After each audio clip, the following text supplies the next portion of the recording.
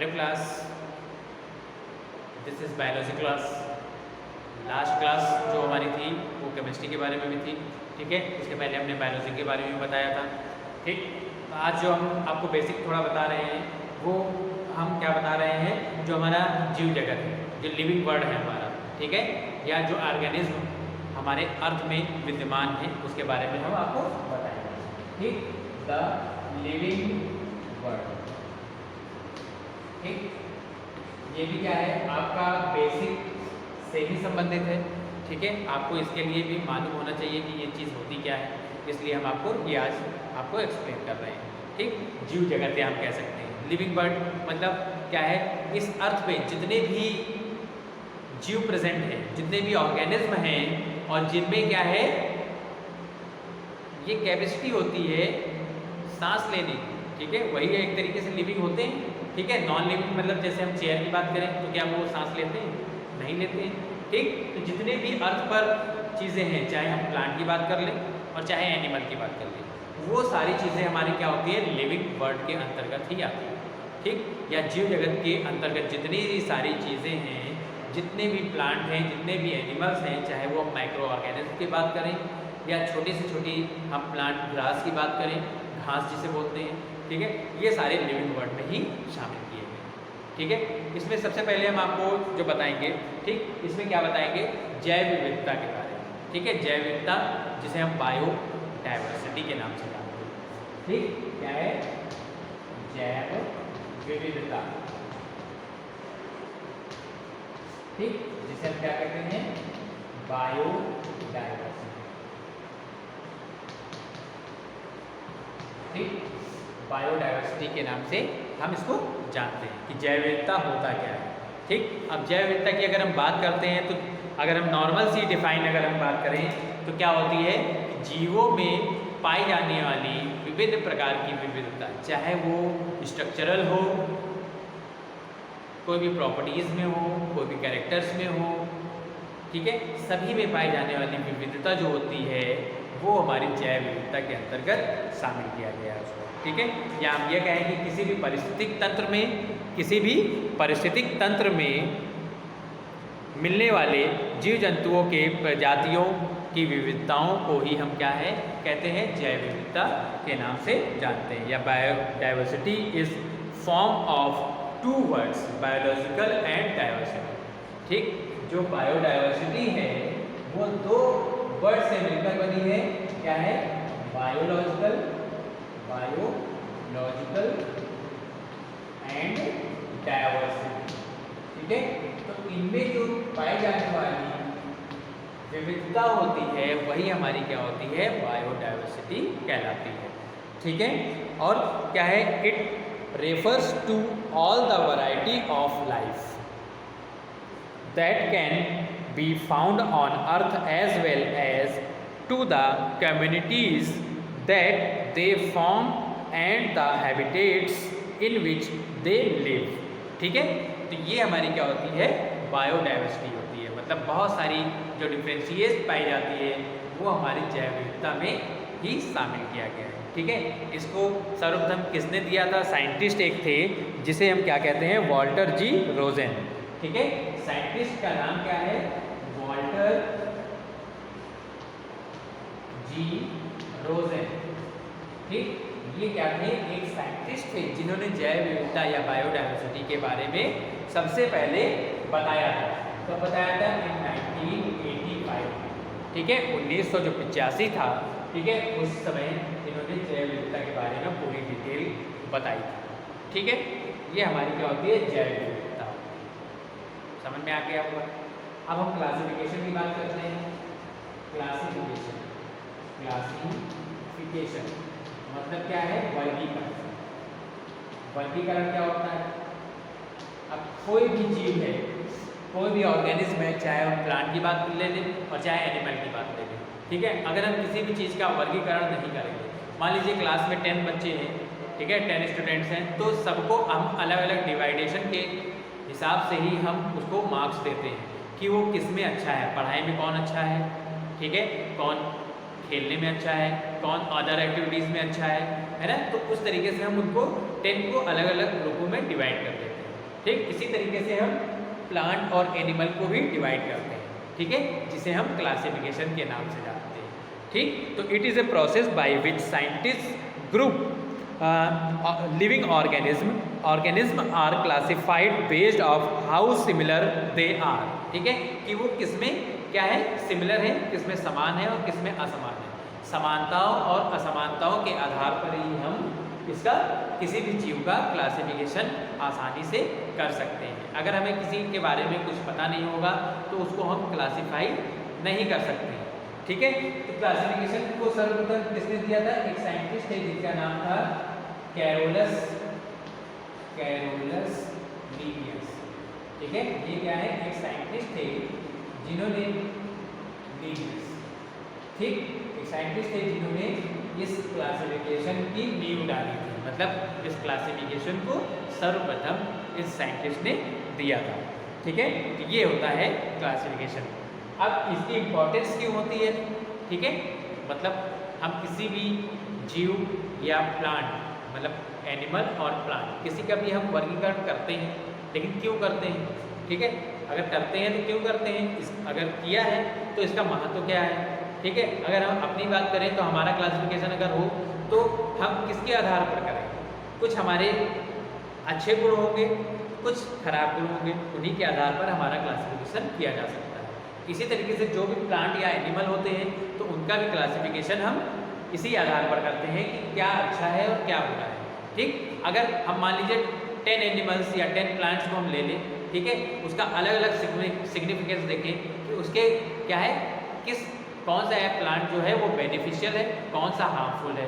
ठीक है, कौन से प्लांट में सेम सिमिलरिटीज पाई जाती है, मतलब अगर वो क्या है कोई भी न्यूट्रिएंट्स ले रहा है तो वो क्या, मान लीजिए 10 एनिमल्स हैं, 10 में 4 जो है न्यूट्रिएंट्स एक समान है, मतलब जो पोषण विधि है एक समान है।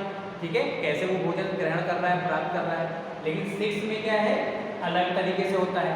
तो जो 4 है उनको अलग कैटेगरी में रख देंगे और 6 को अलग कैटेगरी में रख देंगे।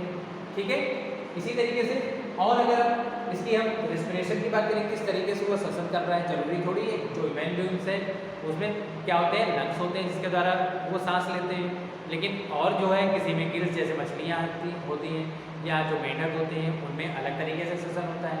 तो इसके आधार पर हम क्या है क्लासिफिकेशन करते हैं, और ये बहुत ही महत्वपूर्ण होता है।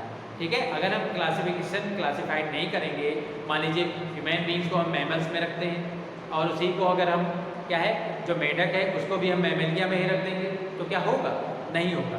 ठीक है, क्योंकि जो हमारा फ्रॉग है उसकी कैरेक्टरिस्टिक्स पूरी अलग है, और जो मैमल्स हैं या ह्यूमन बीइंग्स हैं उसके पूरी कैरेक्टरिस्टिक्स अलग है। इसीलिए हमें क्लासिफिकेशन की आवश्यकता पड़ती है।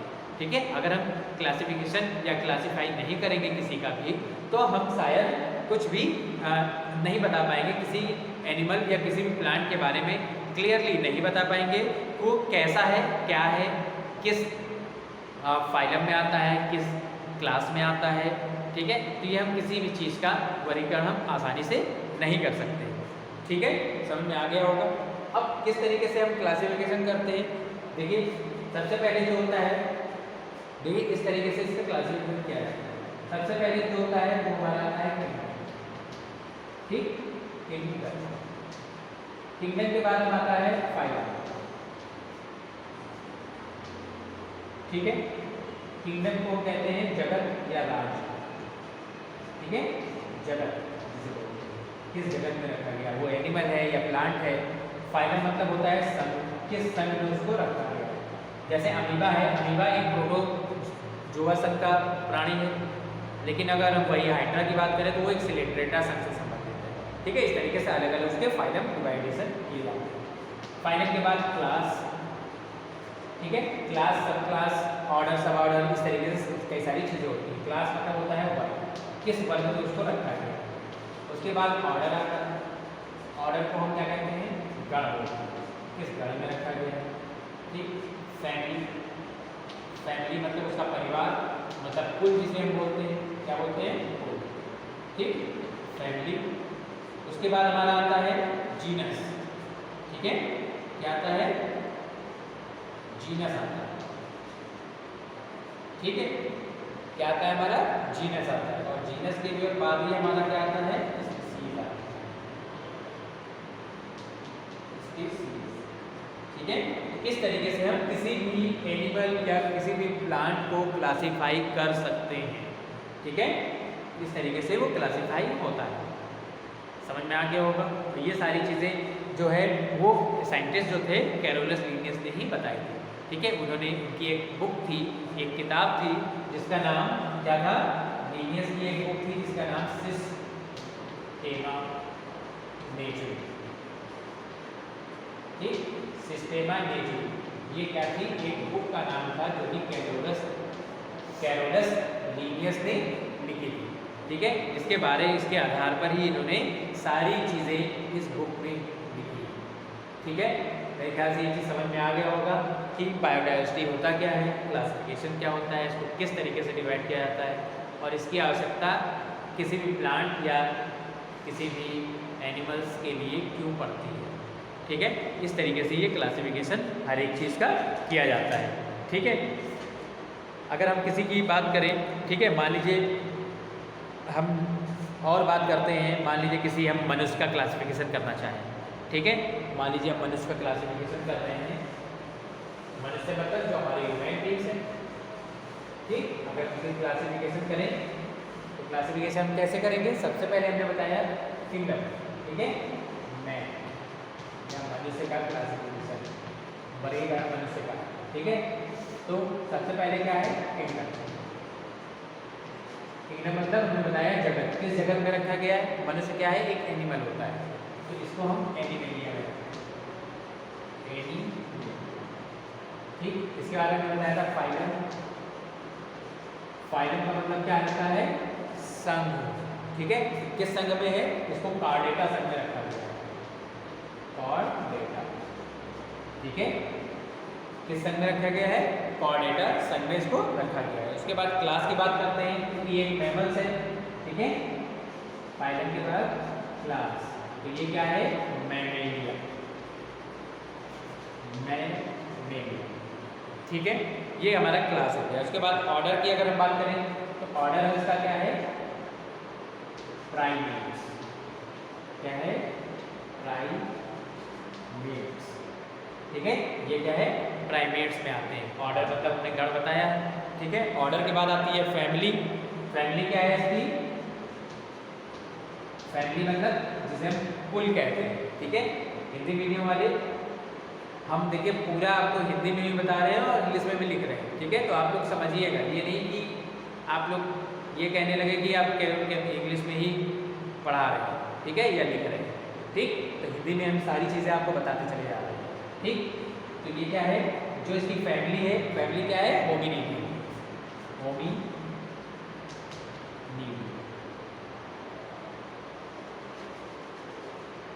ठीक है, फैमिली के बाद हमारा क्या आता है, जो जीनस आता है, जीनस। ठीक, जीनस क्या है होमो, और जो स्पीसीज है, जीनस मतलब क्या होता है जाति, और स्पीसीज का मतलब वंश। ठीक है, सेपियंस। ठीक, इस तरीके से हम क्या है किसी भी जीव का वर्गीकरण इस तरीके से कर सकते हैं। ठीक, मनुष्य का अगर वैज्ञानिक नाम की बात करें तो होमो सेपियंस होता है मनुष्य का वैज्ञानिक नाम। ठीक है, आप लोग इसको अच्छे से समझिएगा। ठीक, पहले के जैसे हम आपसे फिर क्वेश्चन पुट अप कर रहे हैं, कोई भी प्रॉब्लम हो तो हमसे आप डिस्कस करिएगा। ठीक, तो हमारा पहला क्वेश्चन जो बनता है इससे, पहला क्वेश्चन हमारा क्या है, व्हाट इज बायोडायवर्सिटी, बायोडायवर्सिटी। ठीक, जिसे हम क्या कहते हैं जैव विविधता क्या है। ठीक, एक्सप्लेन क्लासिफिकेशन। क्लासिफिकेशन क्या है, अभी हमने आपको बताया, हिंदी में भी आपको बताया है, इंग्लिश में भी बताया है। ठीक है, क्या है वर्गीकरण क्या है इसको बताया। ठीक, next question, who is the father of classification. Classification. वर्गीकरण के पिता कौन है, ये हमने आपको बताया। वर्गीकरण के पिता कौन है, कैरोलस लिनियस। ठीक है, नेक्स्ट क्वेश्चन की बात करते हैं। तो हमारा नेक्स्ट जो क्वेश्चन है वो क्या है, what is the importance of classification.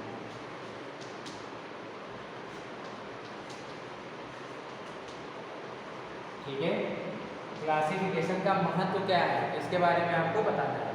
ठीक है, मतलब वर्गीकरण का महत्व बताना है। इसके बाद नेक्स्ट हमारा लास्ट क्वेश्चन हमारा है, मनुष्य का वर्गीकरण कीजिए। ठीक है, राइट क्लासिफिकेशन